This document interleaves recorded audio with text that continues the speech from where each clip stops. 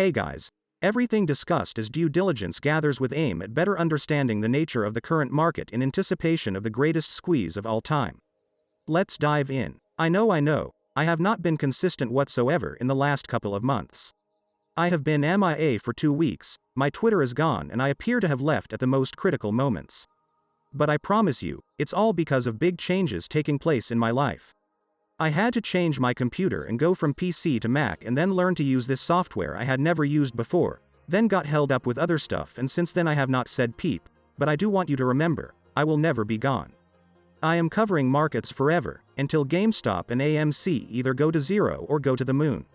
It's hard to even begin to talk about markets because the last update I did was 2 weeks ago and a lot has changed, and as a result of that, instead of updating, we are going to begin fresh anew. Today we are going to talk about the recent changes in the markets, why everything decided to run after a bad CPI report and then provide you with a comprehensive thesis of why I am still bearish on this market and view this run as nothing more than an overly enthusiastic but out-of-place knee-jerk reaction to CPI. But before that, I think I need to address some things first as I keep getting the same type of question over and over. Do I believe in MOIS? Is it cancelled? Should I switch from one meme stock to another? Guys, I began this channel solely to cover GameStop and AMC, and given the course of changes in the nearing 2 years since I began making videos, we have grown to cover many subjects in the markets well beyond meme stocks, but let me assure you, as the beginning of every video states in the intro, everything discussed is due diligence gathered with aim at better understanding the nature of the current market in anticipation of them greatest squeeze of all time. We will branch out and cover market-related topics that often don't have much impact to meme stocks, but those are exceptions, not rules. I am still heavily invested in meme stocks, especially GameStop, and I am holding a red bag bigger than most people. I don't even look at my average price as to how depressing it looks, but it does not affect my resolve. I will hold this until it is worth absolutely nothing or worth millions. Nothing has changed, so please, to all the minds coping with anxiety, know that I am right there with you and that my thesis on what's to come is not affected. With minds and hearts at rest, let's talk about the market. There is no doubt that economic data has been nothing but disappointing for the last year. We have seen the greatest companies fall out of the sky, now questioning trillion-dollar companies if they are even going to be alive in a decade. We have seen the government fail time and again at handling inflation. Trough relentless denial. We have seen the current administration and the Fed repeatedly lie to the world, telling us that we are not in a recession when literally all evidence points to the contrary. We are seeing big tech lay off thousands of people. We are seeing credit usage reach new record highs and savings reach record lows. Gas remains expensive in many areas as well. Ukraine's situation recently reached a point where everyone had to admit that the conflict and war will pretty much drag years on end, putting into question how is Europe going to adapt to survive without the much-needed natural resources from Russia. In fact, just days ago fears of a third world war quickly went from being discussed as a hypothetical scenario into a preparation scenario after a missile struck Poland and assumptions quickly put Russia as the perpetrator. We reached a new milestone world population with over 8 billion smooth brains running the planet, and yet scientists across the world are talking about how birth rates are going down and how new findings of low sperm count and low fertility is a problem we must tackle immediately before it's too late. Guys, this world is a dumpster fire, and outside of Brendan Fraser returning to the big screen, I find little to nothing evidence to suggest I should wear a smile on my face when I look at any outlook. But yet, the market once again takes a different stand from me. 2 weeks ago we saw CPI data show inflation cooled off a bit, coming in lower than anticipated by a small margin. However, this single piece of economic data had a resounding effect on the stock markets, pumping all stocks into a massive rally that lasted days on end of non-stop gains, and it wasn't hard to figure out why. The main thesis behind this rally is twofold. This new economic data shows progress that is believed to be the beginning of a trend in CPI data coming in lower and lower over time. If CPI data continues to fall, the market strongly believes that the Fed will be much more prone to become more dovish in the near future. Lower rates and lower inflation go hand in hand for many investors and market participants. I also saw a low of people saying now that Christmas is nearing, we ought to see companies getting a lot of revenue due to holiday shopping. This will have a positive effects on stock earnings as well. With these two factors combined, the market anticipated a rally, believe the bottom was already reached a couple weeks back. Then to show off even more, We see the so-called Wall Street sophisticated analysts talk about how recession typically lasts only a year before gaining up and that there is no indicator that this current recession, which they of course don't call it that, is to be any different. Well, I must once again come out to be a negative Nancy and make a stand against this sentiment. I do not believe markets are going to see the rally that Wall Street so clearly desires. In fact, I think lows are likely to be retested and possibly see stocks reach new lows. This is because the economy is not doing well, even with a better than anticipated CPI report. In fact, this latest CPI was, funny enough, the only set of economic data that is bullish. Well, it was actually bad, but better than anticipated means good for many, but the inflation we endured for the month of October was terrible. The last time we had the same number figures, the market dipped like crazy. It's only now that it pumps because bulls are deluded into thinking everything must always go up, but more on that later. I thought myself unique in being bearish while stocks were going up until BlackRock Corporation came out and also shared their negative prognosis on the market. Without wanting to repeat myself, they believe that a single economic data point is not enough to indicate that the economy is progressing. But what do I have as proof to base my bearish sentiment on? Well, let's go all the numbers.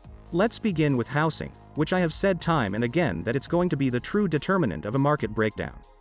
America's home prices could fall as much as 20% due to the sharp rise in mortgage rates, according to the Federal Reserve Bank of Dallas. Mortgage rates increase has drastically increased home ownership costs and boosted the odds of a severe house price correction. I think everyone is severely underestimating the housing market and what a crash in this economic sector would mean for everything. The current state of the market could see the biggest housing crash in history, making 2008 look like nothing by comparison.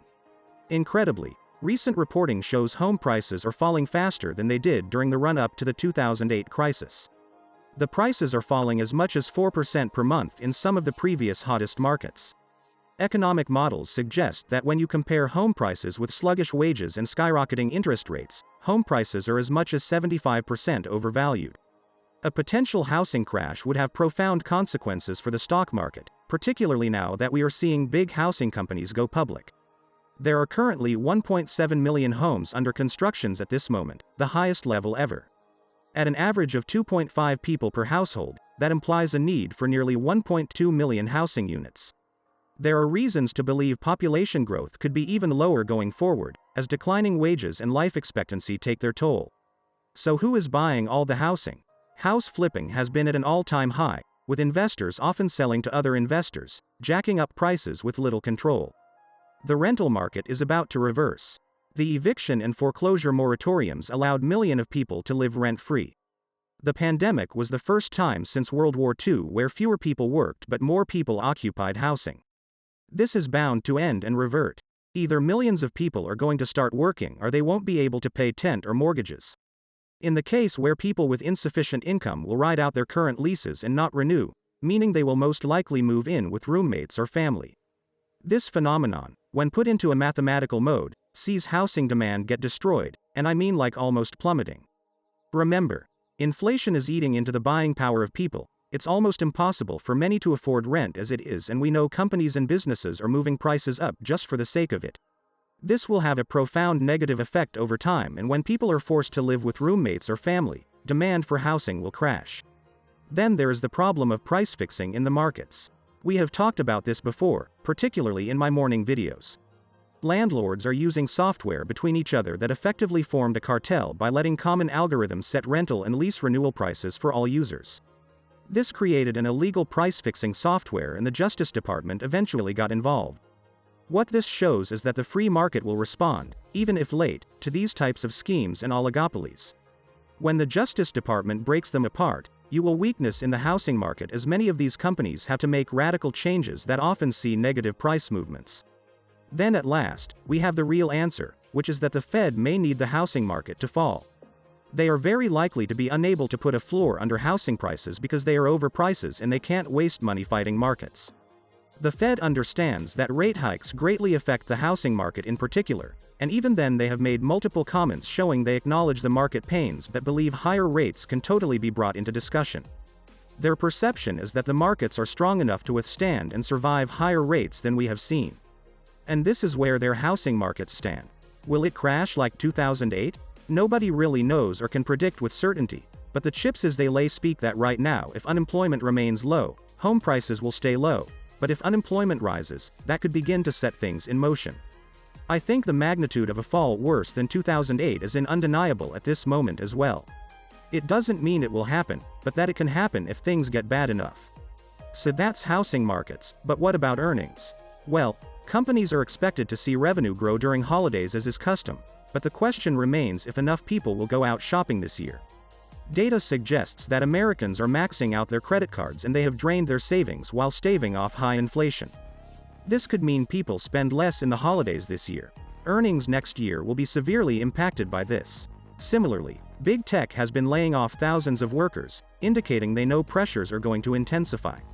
As a result, it is likely that in 2023, the pains of current economy are going to start to be felt and it could lead to serious sell-offs in the markets. Given that inflation is still very high, I think we are under a time limit where if we don't get it down quickly enough by a certain time frame, I give it 8 months, Americans are going to run out of money, and in an economy that is solely based on consumer spending, this will be the onset of worse economic conditions to come. As such, I am not bullish whatsoever regarding the stock market. In the chance we already did reach bottom, recovery will take a long time and in no way, shape or form am I rushing to buy any dip. Crypto has gone from bear market to full-on winter. The Ponzi scheme with FTX has blown everything up, causing a domino chain effect where now we are seeing exchanges have liquidity problems almost daily.